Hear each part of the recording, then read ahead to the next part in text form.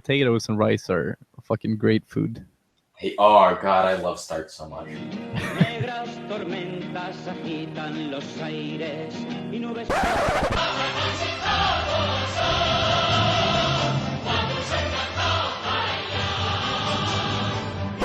Greetings, listeners, siblings, friends, comrades, workers of the world, and welcome to the Black Rose. Or I guess in this case, it's welcome to...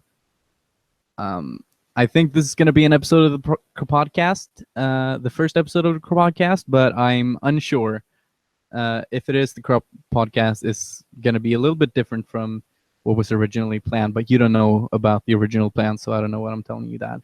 Basically, what I have for you today, it's very different from the content I was releasing with a few months in between, like a year ago. This is going to be more of a podcast type thing where I'm going to have just like a conversation trying to understand some stuff about... I'm gonna like try to get into some more Marxist things and just like understand things. So with me I have a Maoist comrade. Hello, I'm the Maoist comrade. And he's basically gonna be my my Marxian dictionary, if you will. No, that's a bad term. But anyway, this is just gonna be like me asking some questions, trying to understand some shit. I think just some background. A lot of this comes from just like and I think this is something you have experienced, or I know this is something you've experienced too, but just like being extremely frustrated with the anarcho-communism group on Facebook. Yeah. For those of you who don't know, the anarcho-communism group on Facebook is a dumpster fire, to be generous. Basically, it is full of people who I suppose are better than a number of people who call themselves anarchists. However, because of the lack of any actual unified ideas behind or unified political development on the behalf of anyone, it's a bit of a fucking mess. Yeah. You have pretty racist shit. A lot of just bad reactionary behaviors in general. It's kind of a fucky show. Yeah, it's a complete disaster. And just like you do have these people who are kind of okay, or kind of like you could legitimately call them anarchists. But there's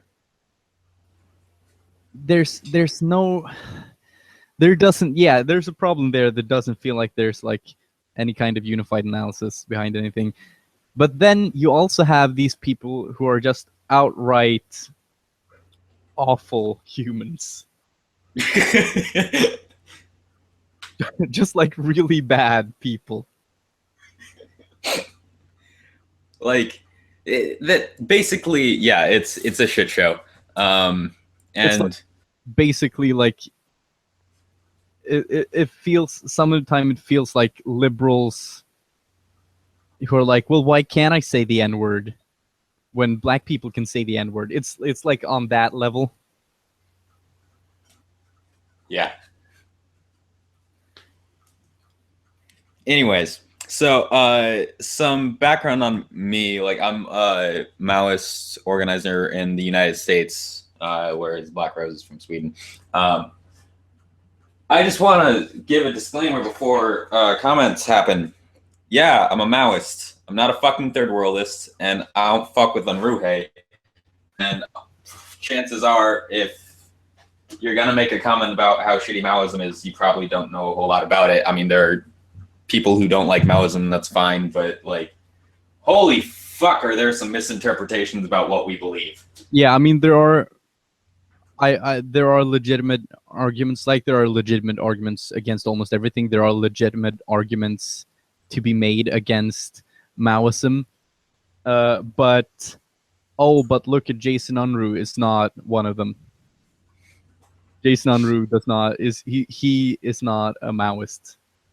It's not fucking that. He's hardly even a third worldist, honestly.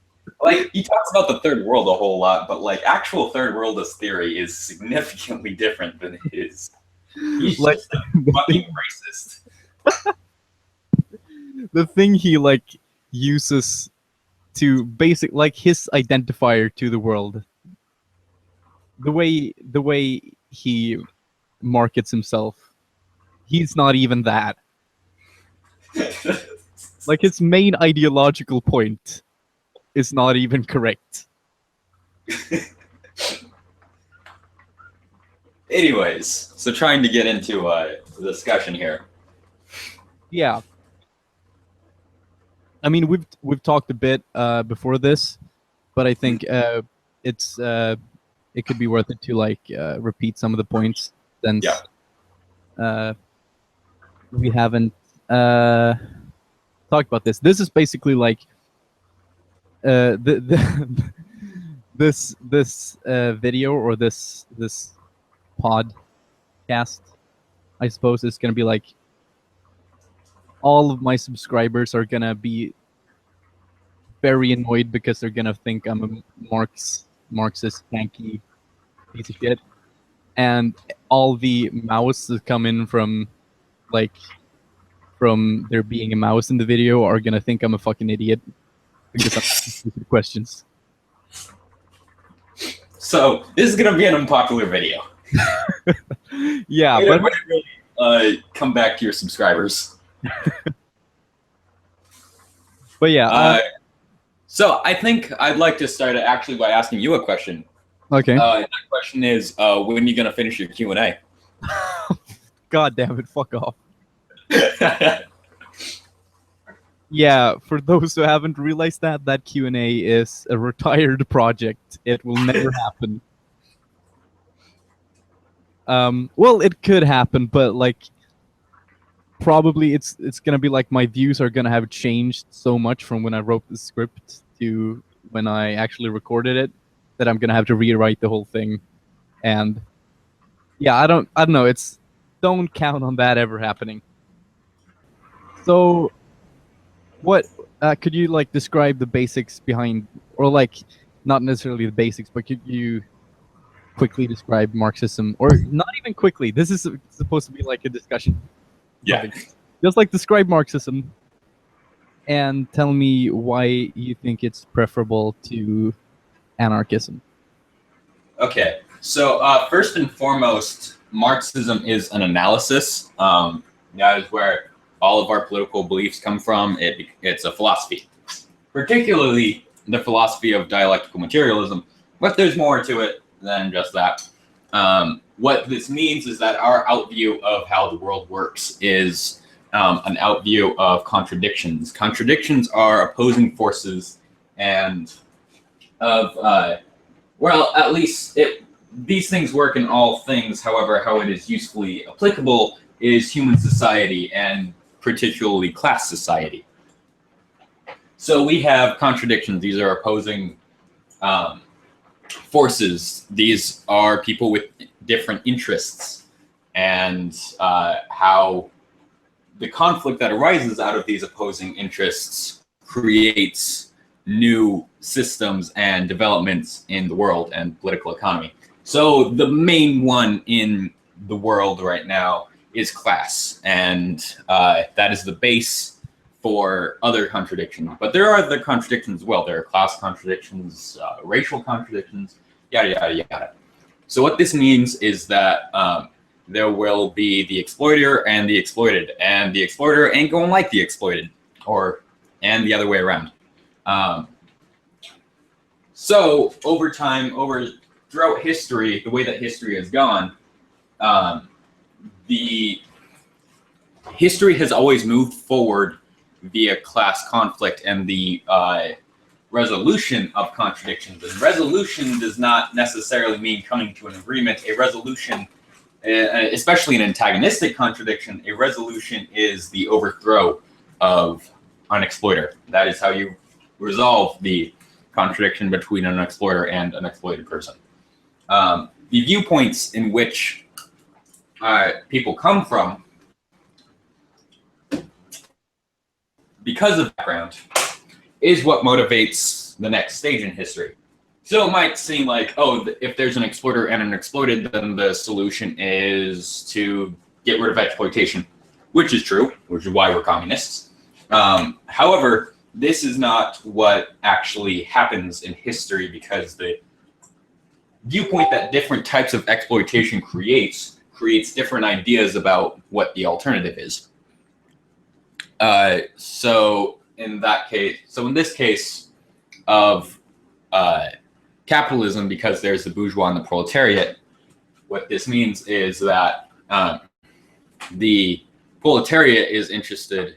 Actually, you know what? I'll go back. I'll say, let's start with feudalism, because that came before capitalism, and then it can describe how capitalism came to be. So in feudalism, you have the feudal lords, and then you have like serfs or peasants, or depending, like there are different ways that feudalism works place to place, but fundamentally it has the role that there are people who are connected to the land who are either in debt or only own part of the land that they work on. So they must work to pay back debt to work on that land because they're renting it. So this is a very individualistic thing. Instead of like an entire workforce, it's an individual or a family that is working back this debt and working back these positions in society. So what peasants want is they want to own their land. They want to own the land that they work on, because they work on land and then they sell things that they make on that land. They farm. Their products don't go directly to the exploiter, the feudal lords. They have to sell it, and that's how they sustain themselves. Is they have some stuff that they make for themselves, and they have some stuff which they make for other people. What this does is that the class outlook is, okay, what I need is I need to own my land, and then with that land, I will be able to sell all of my my produce, the fruits of my labor, without any of it having to be taken from me, because I don't have to pay rent anymore. I don't have to be in debt. So essentially, the more of them there are, this is what is called petty bourgeois consciousness. It's the idea of like individually motivated growth rather than collective growth or something like that. So as some people end up actually owning their land, they aren't in debt anymore. They have to, since they aren't in debt anymore and they own their own land, what they're able to do is they are able, so Marx identified something called the tendency for the rate of profit to fall. What this means is that you can't simply have like a sustainable income. If you're like a business owner, there's not just a sustainable rate of profit. It is either growing or it is falling. So in order to survive, you must grow. However, since there are other peasants who are doing this, peasants who own land, middle peasants, or what they're called, peasants who aren't in debt, they have to constantly outcompete each other. And part of that competition is like developing new technologies. It's, you know, whatever you got to do to produce more, because you have to grow. Because if you're not growing, there's a tendency for the rate of profit to fall. And there are other people who are competing against you, and the better they do, the worse you're doing, essentially. So you have to do whatever you have to do to grow. and this can mean, because it was individual and petty bourgeois before, they have the tendency to, if they are growing, to become more bourgeois. What this means is that they are trying to find ways that they can get the most, which is through exploitation. They will hire workers and then pay them less than they make for them, because that means that they are now producing more and they're growing. They're growing, which, as I said before, is necessary. So peasants do not necessarily represent the same interests as proletarians. Peasant struggles have led to capitalism. This is how history has always gone. Their relationship is not just being exploited, but being tied to the land and being in perpetual debt.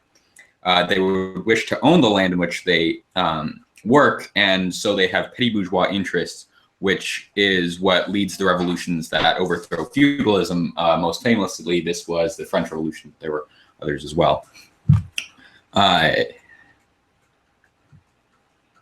And so as they overthrow feudalism, because of the outview that they had, they installed capitalism. This is a pretty standard Marxist analysis of where capitalism comes from. It comes from the viewpoint of peasants who want to own their own land because their type of exploitation leads them to thinking this way.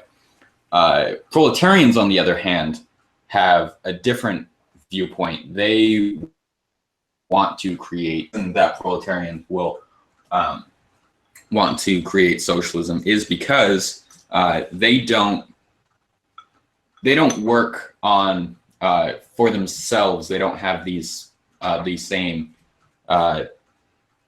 petit bourgeois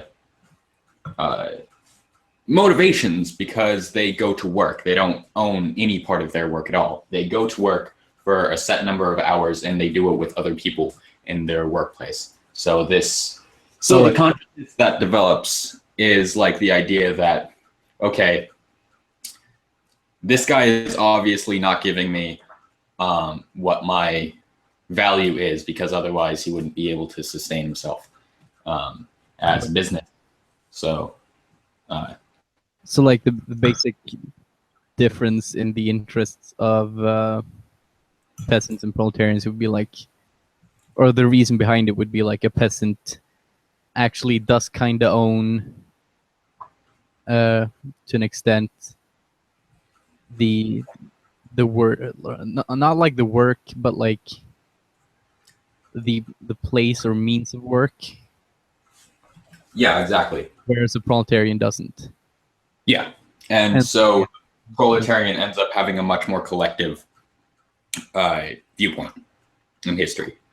And so, if, for those of you who've read the Communist Manifesto, which actually isn't a very good introduction to communist philosophy, like the first sentence is, the history of all hitherto existing society is the history of class struggle. This means that class struggle in slave societies led to feudalism. Class struggle in feudal societies leads to capitalism, and class struggle in capitalism will lead to socialism, and that will lead to communism.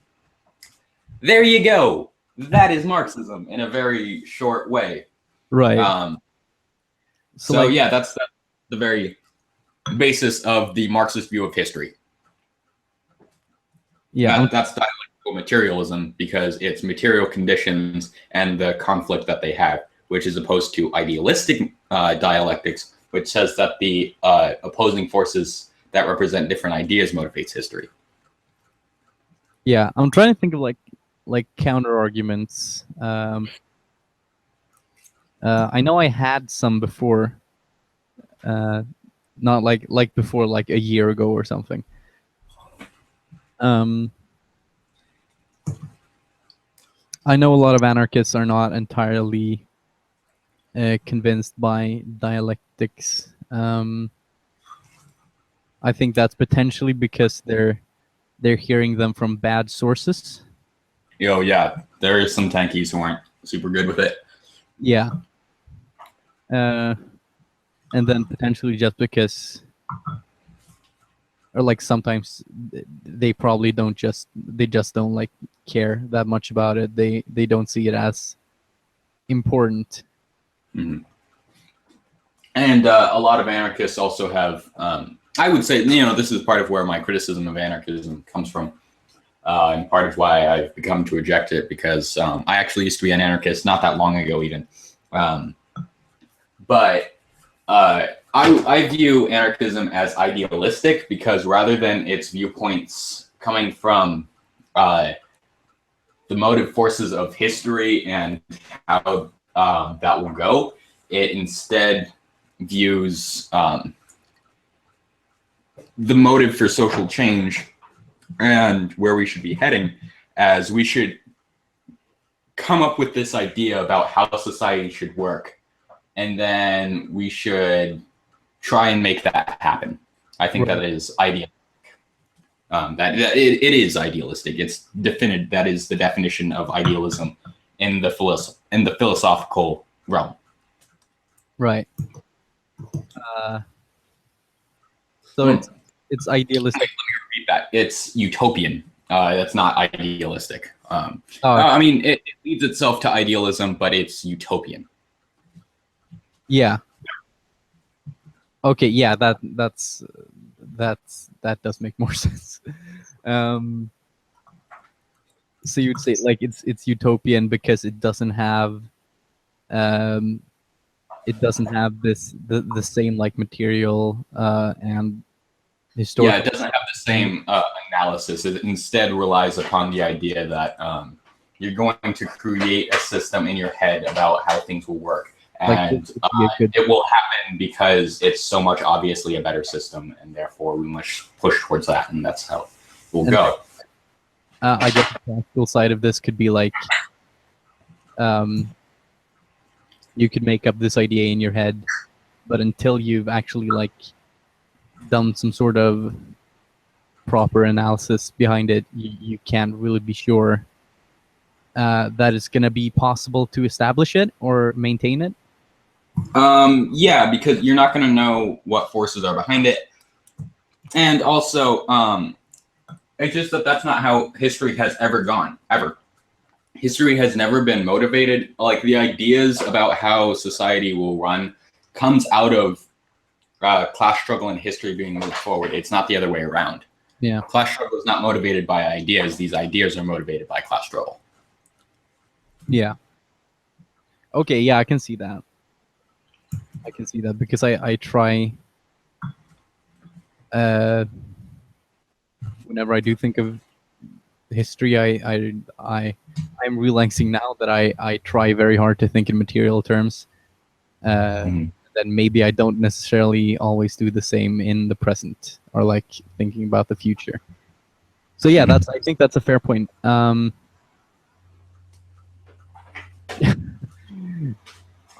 probably gonna have to have a conversation about this with Jake, the Red and Black Revolutionary, later. Yeah, I'm not sure what his position on dialectics are, to be honest, or is, to be honest.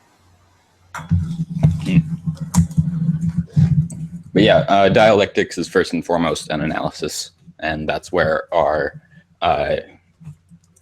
we get the majority of our influence is from this form of analysis of conflicting material conditions and motivations. Okay. Okay, so I have a few questions. I don't think we're gonna be able to have all of them in this particular installment. Okay. But just some like basics. I have like, I mean, there's this understanding among, well, firstly, there's this understanding among the general public that socialism is just like social democracy. Yeah. But then within like the far left, the non-Marxist far left, like anarchists and shit, there is this idea that socialism is essentially the same as widespread self-management. Like if you have, like a lot of people would say, like if you have, if all the workplaces have been democratized, in some way, then you have achieved socialism. Yeah. And obviously, the Marxist interpretation of this is a little different. Yeah, so the Marxist interpretation of what socialism is that... Just a little disclaimer here. I know that even most anarchists, well, maybe not most anarchists, but a lot of like more well-read anarchists would also realize that socialism is not just self-management. Yeah. But, so to me, socialism is not defined by a particular system that exists. A particular way of living or a certain system can exist for however long and it not really be socialism, because for a Marxist, socialism is the transition stage. And like whether or not there's a state can be debated, and like we'll talk about that in a little bit. But you know, socialism isn't defined by a way that things work, but rather socialism is defined by the moving forward of class struggle. So what this means is that like once the working class has taken some power, moving forward and continuously building like communism, continuously building towards a classless society. If you're not doing that, if you're not constantly destroying the class system, then it's not really socialism. And you know, there are people who disagree with this that call themselves Marxists. This is particularly a view that Maoists take, but it's the reason that Maoists don't think that Cuba is a socialist state, or that it ever has been, or it's the reason why we don't think China is a socialist state, or that the USSR was socialist after like the 50s and 60s. It's the understanding that class struggle hasn't continued, and since it's not continuing, it's going backwards. So history is basically you're either going towards communism or you're going towards capitalism, and if you're not building towards communism, then you're going towards capitalism, and so you can't genuinely call yourself socialist at that point. Okay, so that's the particularly Maoist. Yeah, it's particularly Maoist. But I mean, like, obviously, as a Maoist, I would say this, but I do think that it's the most consistent with Marxism. Right. But like, if you just want to like have general Marxism, I guess, like the most general rule for what you could say is Marxist, then it would be like a society in which the working class is the dominant class and like suppresses the capitalist, right? Yeah, so it's the system. It's when the working class takes power over. Yeah, it's when the working class takes power, and so then this doesn't mean that you're at communism, though, because that doesn't mean that classes are eradicated. They still exist. They exist outside of the country, and you know, certain people would disagree with this, but Maoists would say that they also develop inside of the area that you've taken. So, you know, that's why Maoists say that class struggle must always continue internally as well as externally, whereas some Marxist-Leninists who reject Maoism would say that the class struggle at that point is external. It's against the bourgeois states and forces outside of the country or the area that you've taken. Right. Yeah. So it's not when class is abolished, it's when the working class is dominant. Yeah. And I don't know where this idea comes from that I don't see it coming from Marx, but I don't think it does. But like this idea that socialism is nothing more than democratic workplaces. Do you have any idea where that comes from? This is utopian socialism. That's particularly where it comes, because socialism and communism, like as ideas, began before Marx. Like Proudhon, for example. The difference, like why Marx is important, is because of dialectical materialism. So there were like ideas. So like the whole thing with democratically controlled shit means socialism. That idea comes out of the utopian trend in early socialism, that you would just think of how society would work in a different way, and that is how, and that will be what you go for. And so people would try and think of various different ways in which society would work, and then present them, and then in the hopes that people would realize that it's a better system, they'd move towards it. And so that's where some of those ideas come from. It's, it's like, okay, so we can't do this exploitation shit. So instead, like what seems like an immediate relief from the exploitation model is democratic self-control of workplaces. Right. So it comes mostly from pre-Marxist socialist theory. So it's not that the democratization of the workplace isn't socialist or isn't socialism. It's just like it's not social. That's not what socialism is defined by. Like socialism can have those things, but that's not what defines socialism. Or like there are in essence two different ways, or two different socialisms. I guess. There's one that isn't Marxian. Yeah, so there's utopian socialism, which is just like, I'm gonna think of an idea that's really cool, and then people are gonna love it. So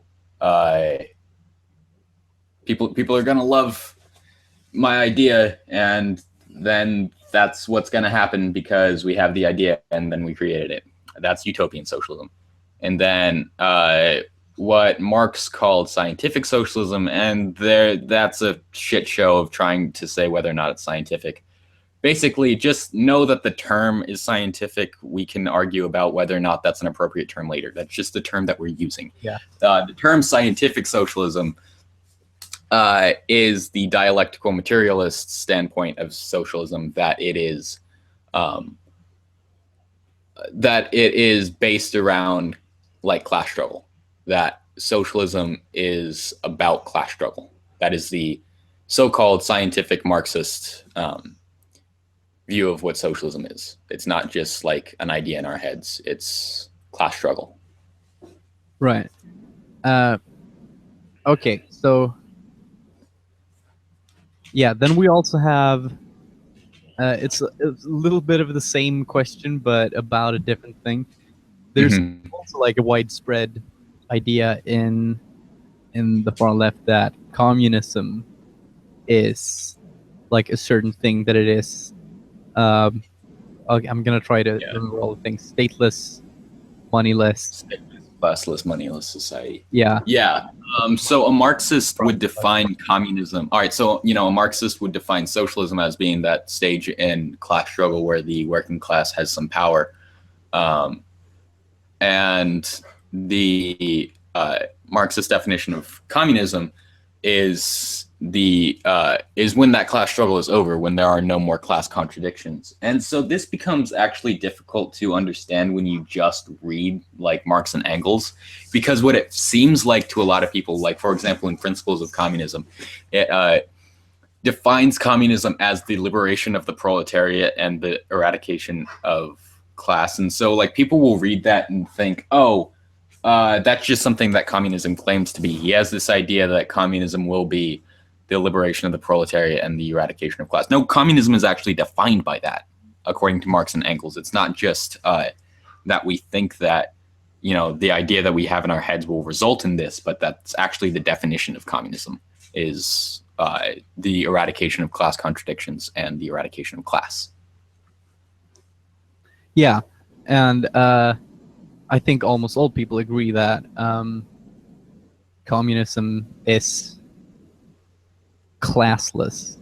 And the moneyless and stateless thing, like moneyless, like we don't know. We have no fucking clue if communism is going to be moneyless, but we do know that it's going to be stateless. And the reason why Marxists will say that it's stateless is Yeah, the because Marxist definition of the state, right? There's nothing to oppress with the state anymore. Yeah, so Yeah. Marxists view the state as an instrument of class domination. And so if there are no classes, then there is no state. It's not just that it doesn't need to be there anymore because there are no classes, but that if there are no classes, then it cannot exist because the state is defined as an instrument of class domination. Yeah. What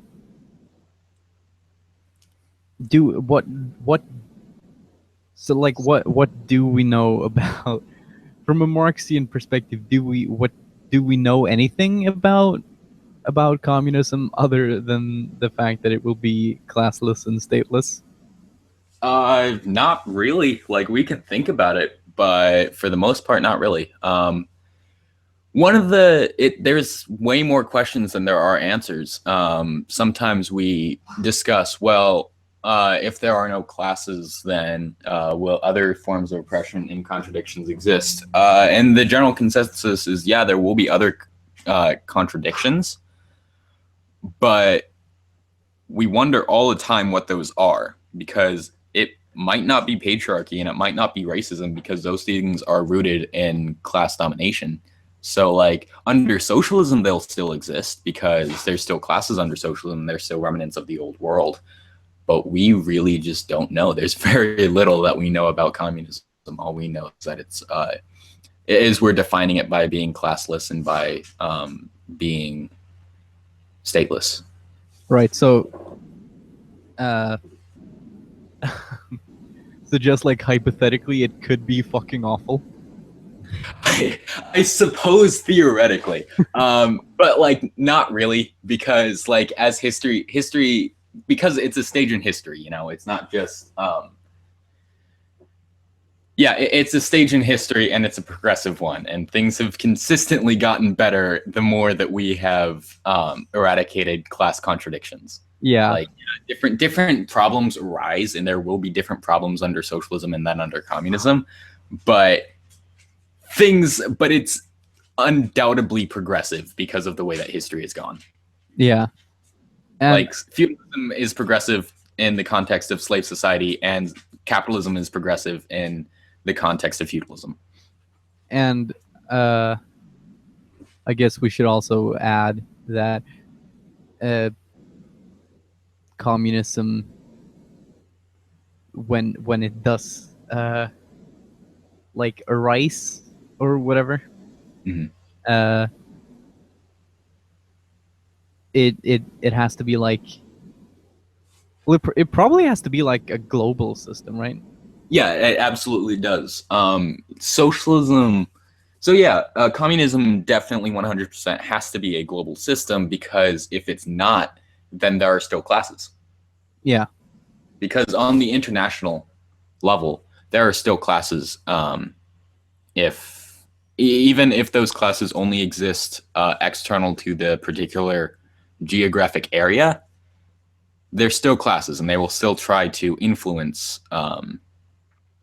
They will still try to influence and overthrow the socialist system, because it's a threat to them and their power. And this also, again, is how history has always gone. Slave society is overthrown by feudalism, and it becomes a world system, or at least to the extent that, like, okay, so that's mostly, like, there were times that feudalism and other systems advanced past like the stage before it, and then advanced even further. But the difference is that there wasn't really any communication between the slave society and the developing capitalist society. So there wasn't like any need for the conflict. But since like the entire world is in contact with itself now, it would have to be a world system, because there are not any two places that do not influence the other. Right. So we touched a little bit upon the subject of the state, and I think the more interesting conversation is that it is something different in Marxism, something that it seems a lot of anarchists are not aware of, and it also seems to me a lot of, or not, maybe not a lot of, but there are definitely Marxists that don't understand that anarchists have a different definition of the state. Yeah, no, that's agreeable. So, like, what is the state, why it's necessary, and what it is. Okay, so as I said earlier, the state is an instrument of class rule, and that is how we actually define the state. It's not just that it is that because of other things, that is its definition. And so, like, there are other things that enforce this, but that's what it is.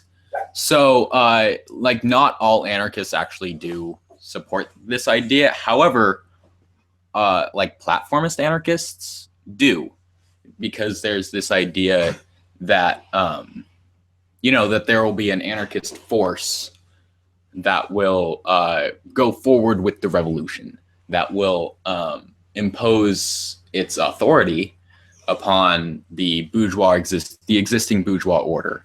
Yeah. And so, so Marxists see that as the domination of proletarian forces over bourgeois forces, and so that is a state. Like, if you have a force that is repressing the bourgeois system and the bourgeois themselves, then that's a state. So according to the Marxist definition of a state, a lot of anarchists actually do advocate for a state.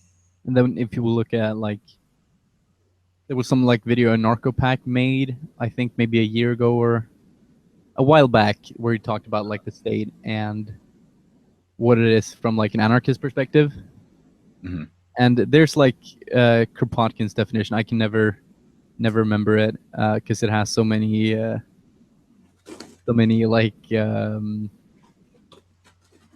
like so many qualifications, or like you know what I mean. Yeah.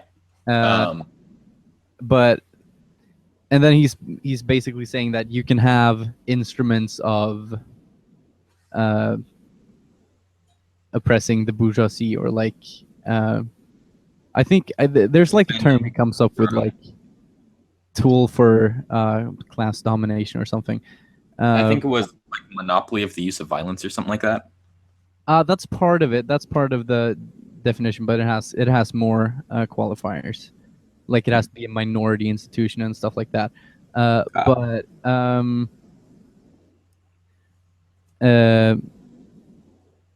yeah, he talks about, like, you can have. He thinks you can have ways to suppress the bourgeoisie without a state. Mm-hmm. Which, of course, from an anarchist perspective, you can, but, like, from a Marxist perspective, you can't, because that is a state. That would be what that's the definition of a state. Yeah. Yeah. So, like, the actual differences in our ideas come from how you organize the state at that point. Yeah. So our real disagreements isn't whether or not there's a state. Like, that's just a question of the definition of the state. Our real disagreements between, like, platformist style anarchists and Marxists is that it is that of how you organize what Marxist would call a state. Yeah. And I also gotta add, like, I don't think I'm well read enough to take on, like, a Marxist label, but I do think that the anarchist movement would probably be more successful if we adopted more of, not necessarily, like, well, yeah, more of, like, I know we already do adopt a lot of Marxism, but we could adopt more of Marxism. Yeah.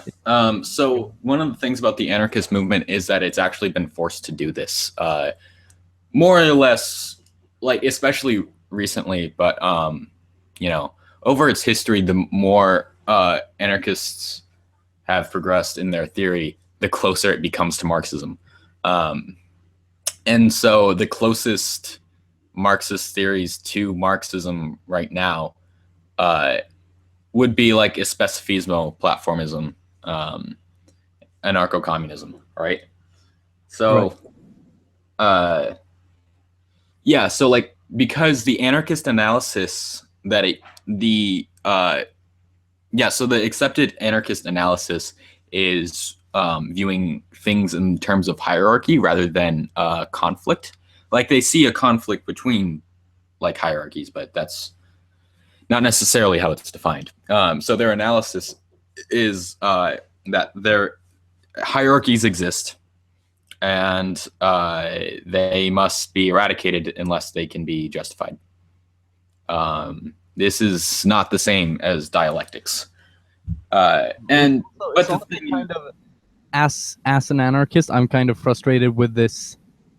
I think it's kind of lazy to just say unless they can be justified, because you haven't even set up any parameters like according to which something can be justified, like what qualifies as justified. That's never made. I think that the position that I think I took when I was an anarchist was that it would have to be said to be justified by those at the bottom of the hierarchy. Yeah, but that's still motivated more by democratic. Like in that case, you essentially have like you can have you can have a hierarchy in liberal society. If the liberals below you agree that it's okay. Yeah. Okay. I feel where you're coming from. Yeah, like it doesn't. Work. Yeah. Okay. And I would agree with you. It's more based on like the ideas of the subjects or whatever than any actual like practical stuff. Like an oppression that exists. Yeah. And then my biggest issue with it is that it does not have any accurate justification for how it explains. Like it doesn't really explain any kind of historical movements at all. The conclusion that you will come to and through the anarchist idea of viewing things through hierarchy, it will view feudalism and capitalism the exact same way. Is that there's an authority, a hierarchy between the feudal lords and the peasants and serfs. Right.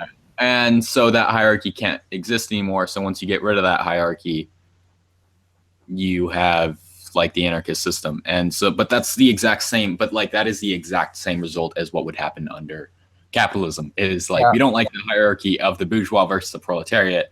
So we got to get rid of that. And then that's like not having that is kind of the system that you have. And then you can discuss from there what you do with it. But essentially, yeah, that's where the anarchist analysis is, and that's a pretty standard like Marxist rejection of it, is that it doesn't really explain anything in history. Yeah, and like it's becoming more apparent to me that anarchism really wouldn't have a lot without at least somewhat of a Marxist understanding of capitalism. Yeah, anarchists have had to take on a lot of Marxist theory, like dialectics. There are a number of anarchists who like would say that they agree with the dialectical mode of analysis. A lot of anarchists who would say that. I mean, I would disagree with their application of it, but nonetheless, they would say that they agree with that. They would say that they agree with the Marxist analysis of capitalism in many ways. Like anarchists, especially early on, because anarchism did come out of the utopian socialist trend, was kind of ideologically poor. It didn't really have a lot to it that was useful because, as I said, it came out of the utopian trend of socialism.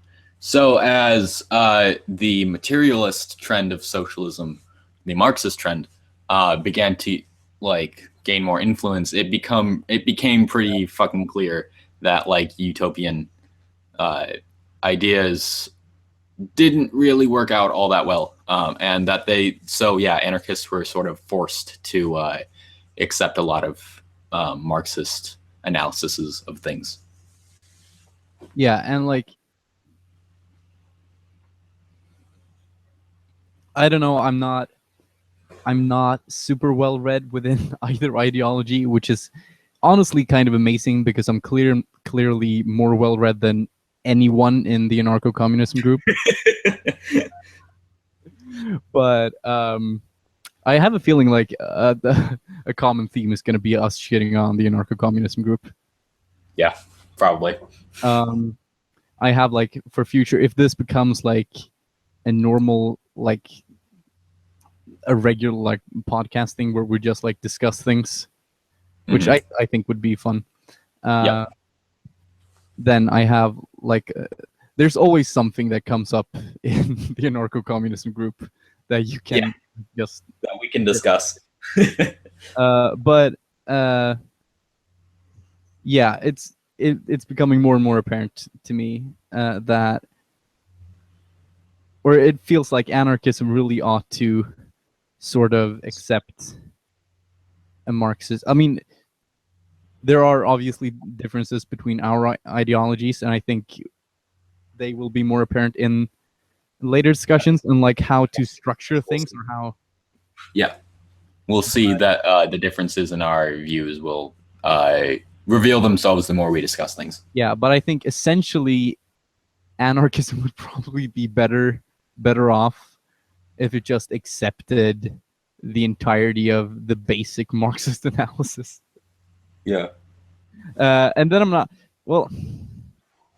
I don't necessarily think, well, I mean, I guess for practical purposes you can accept the definition of, or like the semantic stuff, like what a state is and stuff like that, but I don't necessarily think that's a must either. But yeah, I mean, I think as of now, I'm that's my general idea of what to do. All right, you want to wrap things up? Yeah, I guess so. So I think, so the main points that we discussed today are like, what is the Marxist analysis and how is that applied? And I use that for feudalism into capitalism. And then disagreements with anarchism largely coming out of terms in many cases, as far as like particularly basic Marxism. And so like that's where some earlier conflicts between Marxist and anarchist ideals come from. That's essentially what this episode is, folks. Okay, so yeah, come back in a while. For knowing this channel, you'll probably have to wait at least 4 months.